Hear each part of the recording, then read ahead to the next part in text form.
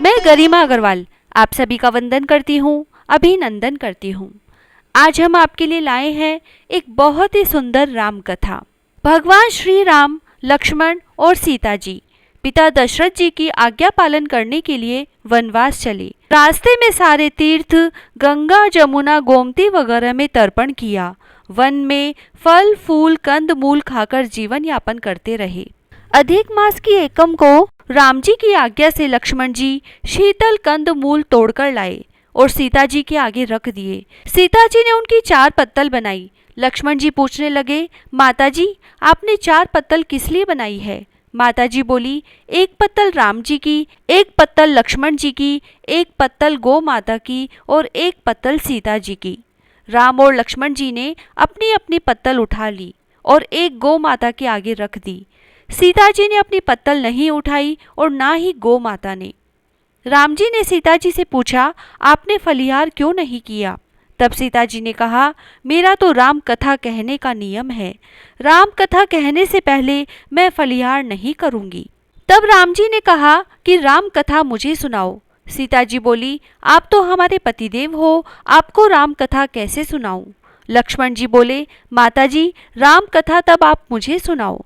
तब सीता जी बोली, आप तो शादीशुदा देवर हो, औरतों की बातें औरतें ही जाने।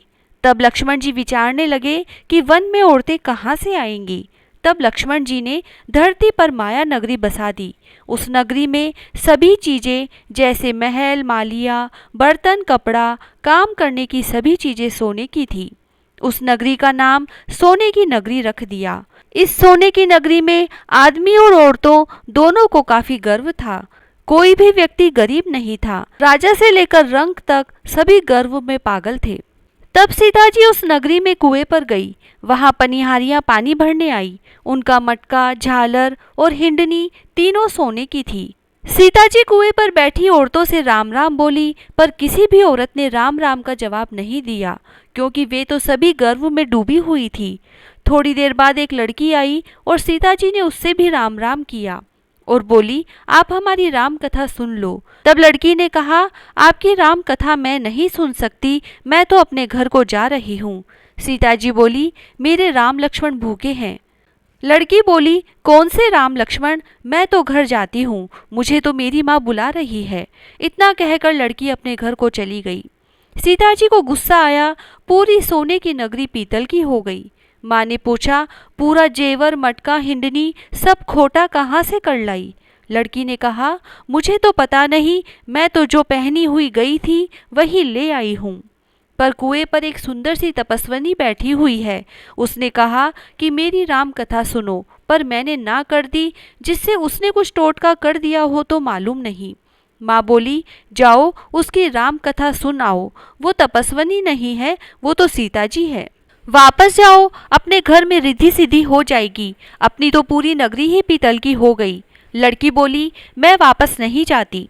इतने में बेटे की बहू आई। उसने कहा, आपकी आज्ञा हो तो मैं सीता जी के दर्शन कर आऊं और राम कथा सुनाऊं। सासू बोली, जा बेटी, सीता जी की राम कथा सुना। गहना कपड़ा सब पीतल का ही पहन जा। बहू कुएं पर जाकर बैठ गई। खाली मटका पानी से भरे और फिर खाली करे। यह देख सीता जी बोली, आपके घर में कोई काम नहीं है क्या? बहू बोली, माता जी मैं तो सब कार्य निपटा कर आई हूँ। तब सीता जी बोली, तूने मुझे माता जी कहा, यह सुन मेरा मन खुशी से हर्षित हो गया है। अगर समय हो तो मेरी राम कथा सुन लो। बहू बोली, माता जी आप राम कथा सुनाओ, आपकी राम कथा सुनकर ही घर को जाऊंगी, क्योंकि चंदन चौकी मोतियों का हार, राम कथा हमारे गले का हार। राम ध्याऊं, राम मनाऊं, राम कहे तो परदेस जाऊं। सीता जी ने कहा, तुमने मेरी इज्जत रखी, भगवान तुम्हारी इज्जत रखेंगे। हमारी मृत्युलोक में तूने सहायता की, तुम्हारी भगवान स्वर्ग लोक में सहायता करेंगे। और सीता जी ने राम कथा सुनानी शुरू की। बहू राम कथा सुनने लगी। आओ राम, बैठो राम, जल भर झारी लाई राम, किंकर की दातुन लाई राम, ठंडा जल भर लाई राम, सपरिवार पधारो राम, जुगला टोपी पहनो राम, कड़ा की लंगी पहनो राम, मक्खन मिश्री लाई राम, मक्खन मिश्री खाओ राम, स्वर्ण सिंहासन लाई राम, स्वर्ण सिंहासन बिराजो राम, झालर टिकोरा लाई राम, झालर टिकोरा बजाऊं राम, शंख ध्वनि लाई राम, झुक झुक पांव लागू राम, निरखता रोमन मोहे राम, शरण अपनी ले लो राम, दूध कटोरा लाई राम, सीता चरण दबाए राम, सुखवर सेज सो राम, झालर पंखा ढोलो राम, हमें राम तुम्हें राम, रोम रोम में बसो श्री राम, घट घट में बिराजो राम, मुख में तुलसी बोलो राम, खाली बैठे क्या काम, जब बोलो जब राम ही राम, बोले पंछी राम ही राम, पूर्ण होए सब काम, मेवा चिरंजी लाई राम, रुच रुच भोग लगाओ राम, खट्टा मीठा चखो राम, चरखा परखी लाई राम, चरखो पखो चखो राम, जो भाए सो ले लो राम, मन में धोखा न रखना राम। राम कथा पूर्ण हुई तब सीता जी बोली, आपने हमारी राम कथा सुनी, हमारी सहायता की, आपने हमारे भूखे राम लक्ष्मण को खाना खिलवाया, भगवान आपको सातों स्वर्ग का सुख देगा। सीता माता का आशीर्वाद ले बहू अपने घर जाने लगी। सीता जी ने अपने गले का हार उतारकर बहू को पहना दिया। बहू अपने घर सासू जी से बोली कि मेरा मटका सिर से उतारो। सासू जी बोली, बेटी हीरा पन्ना का गहना कपड़ा और मटका, सिर का झालर हिंडनी हीरा से झिलमिला रही है, यह सभी चीजें तू कहाँ से लाई? राजा जी सुनेंगे तो दंड देंगे। बहू बोली, मैं तो सीता जी से उनकी राम कथा सुनकर आ रही हूँ, उनकी कृपा से यह सभी हुआ है। सास बोली, ठीक है, रोज तुम राम कथा सुन आया करो। बहू रोज सीता जी के पास राम कथा सुनने जाने लगी। सुनते सुनते वर्ष गुजर गया। तब बहू ने कहा, माताजी कहानी का उद्यापन बताओ। माताजी बोली, 7 लड्डू 1 नारियल लेना और फिर उनका 7 भाग करना। 1 भाग मंदिर में चढ़ाना, मंदिर बनाने का जितना फल मिलेगा। 1 भाग तालाब में चढ़ाने से तालाब खुदवाने जितना धर्म मिलेगा। 1 भाग भागवत पर चढ़ाने से भागवत सुनने का फल मिलेगा। 1 भाग तुलसी पर चढ़ाने से तुलसी की शादी करने जितना फल मिलेगा। 1 भाग कुंवारी कन्या को देने से कन्या दान करने का फल मिलेगा। 1 भाग ब्राह्मण को देने से ब्राह्मण को खाना खिलाने जितना फल मिलेगा। 1 भाग सूर्य भगवान को चढ़ाने से 33 कोटि देवी देवताओं के भोग लगाने जितना फल मिलेगा। यह सुन बहू जल्दी जल्दी घर गई, 7 लड्डू और 1 नारियल लाई। उसके 7 बराबर भाग किए।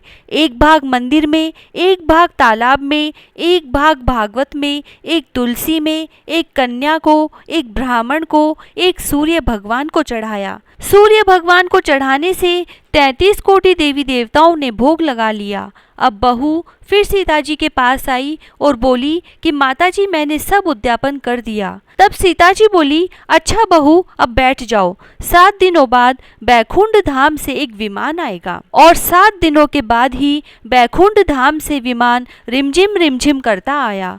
बहू बोली, सासू जी विमान आया, आप भी चलो। सासू जी बोली, अरे बहू मैं अकेली कैसे जाऊं? अपने ससुर जी को ले लो, माता पिता को ले लो, भाई बंधु कुटुंब कबीले को ले लो, अड़ोसी पड़ोसी को ले लो। बहू ने सभी को विमान में बिठा लिया। विमान फिर भी खाली रहा। इतने में ननद आई और बोली, भाभी मुझे भी विमान में बिठा लो। माताजी ने देखा और बोली, विमान में जगह नहीं है। बहू सीता जी को बोली, माताजी हमारी ननद रानी को भी बिठाओ। सीता जी बोली, आपकी ननद घमंड में भरी हुई है, हमारा विमान कच्चे धागे से बना हुआ है, यह टूट जाएगा। ननद बोली, भाभी मैं यहाँ अकेली रहूंगी तो मुझे सांप बिच्छू खा जाएंगे। भाभी बोली, आपकी करनी आप ही भोगो, हम अपनी करनी से सीता माता के साथ जा रहे हैं। इतने में बहू अपने पतिदेव के साथ विमान में विराजमान हो गई। यह देख नगर के सभी लोग इकट्ठे हो गए और पूछने लगे, बहू आपने ऐसा कौन सा धर्म का कार्य किया जो सीता जी के साथ विमान में बैकुंठ धाम जा रहे हो? आपने रामायण का पाठ किया या गीता जी का पाठ किया या कोई अखंड पुण्य किया जिससे कि स्वर्ग से विमान लेने आया है? बहू बोली, मैंने तो केवल सीता माता जी से राम कथा सुनी थी, उसका उद्यापन किया। नगरी के लोग कहने लगे, बहू हमें भी राम कथा सुनाओ। बहू ने सभी को राम कथा सुनाई। कथा संपूर्ण होते ही पूरी नगरी सोने की हो गई। सभी नगरवासियों ने राम जी की जय जयकार की। सीता जी ने सभी को विमान में बैठा लिया। विमान स्वर्ग के रास्ते चल पड़ा। स्वर्ग के सातों द्वार अपने आप खुल गए। प्रथम द्वार पर नाग देवता सामने आए। सातों द्वार पार करने के बाद विमान स्वर्ग के नीचे उतरा। 33 कोटि देवी देवता बहू से पूछने लगे कि तूने ऐसा कौन सा पुण्य कार्य किया जिससे कि स्वर्ग के सातों द्वार पार करके हमारे पास आई हो। बहू बोली, मैंने तो सीता माता जी से राम कथा सुनी, उसका उद्यापन किया। 33 कोटि देवी देवता बोले, हमें भी राम कथा सुनाओ। बहू ने सबको राम कथा सुनाई। बहू ने कहा, राम ध्याऊं राम मनाऊं, राम कहे तो परदेश जाऊं। सभी देवी देवता सीता माता की जय जयकार करने लगे। आप भी सब मिलकर बोलो, जय श्री राम कथा की। आपको यह कथा कैसी लगी हमें जरूर बताएं। जय श्री राधे।